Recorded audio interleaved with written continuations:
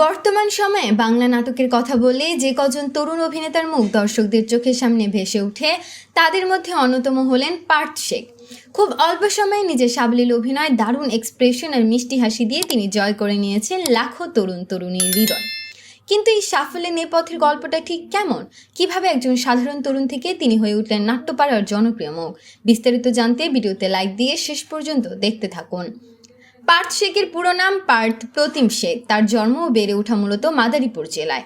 ছোটবেলা থেকে অভিনয়ের প্রতি তার ছিল এক অন্যরকম টান।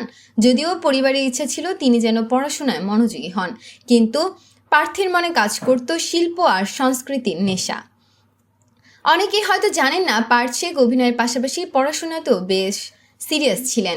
যিনি রাজধানীর একটি বেসরকারি বিশ্ববিদ্যালয় থেকে বিবিএ সম্পূর্ণ করেছেন। ছাত্রজীবনে তিনি নিজেকে থিয়েটার এবং ছোটখাটো নানা পারফরমেন্সের সাথে যুক্ত রেখেছিলেন, যা পরবর্তীতে তার অভিনয়ের ভিত শক্ত করতে সাহায্য করেছে। পার্থ শেখের ক্যারিয়ারের শুরুটা খুব একটা সহজ ছিল না। ছোট ছোট রোল আর মিউজিক ভিডিওর মাধ্যমে যাত্রা শুরু করলেও তার আসল পরিচিতি আসে ওটিটি প্ল্যাটফর্ম আর ইউটিউব নাটকের মাধ্যমে। বিশেষ করে ব্যাচেলার পয়েন্ট, খ্যাত পরিচালক কাজল আরেফিন অমির পরিচালনায় বিভিন্ন কাজ করে ক্যারিয়ারে বড় টার্নিং পয়েন্ট হিসেবে কাজ করে। তার অভিনয় শৈলীর বিশেষত্ব হলো তিনি খুব ন্যাচারাল। কমেডি হোক বা সিরিয়াস ড্রামা, সবখানেই পার্থ শেখ নিজেকে মানিয়ে নিতে পারেন খুব সহজে। ফিমেল 3, ব্যাচেলার, কোরবানি বা হাল আমলের কিডন্যাপ, প্রতিটি কাজেই তিনি তার প্রতিভার স্বাক্ষর রেখেছেন। বিশেষ করে তরুণদের জীবনধারা নিয়ে তৈরি নাটকে তিনি এখন নির্মাতাদের অন্যতম ভরসার নাম। পর্দার বাইরে বাস্তব জীবনে পার্থ শেখ খুবই সাধারণ জীবনযাপন করতে পছন্দ করেন। তিনি ভোজন রসিক এবং ঘুরে বেড়াতে খুব ভালোবাসেন। সোশ্যাল মিডিয়ায় তার ফ্যান ফলোয়িং দেখলেই বোঝা যায় সাধারণ মানুষের সাথে তার কানেকশন কতটা গভীর।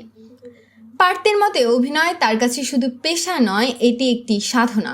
তিনি সবসময় চান এমন কিছু চরিত্র অভিনয় করতে যা দর্শকদের মনে দীর্ঘস্থায়ী ছাপ ফেলে যাবে। কাজের প্রতি তার এই একাগ্রতা আর বিনয়ী স্বভাবই তাকে আজকের অবস্থানে নিয়ে এসেছে।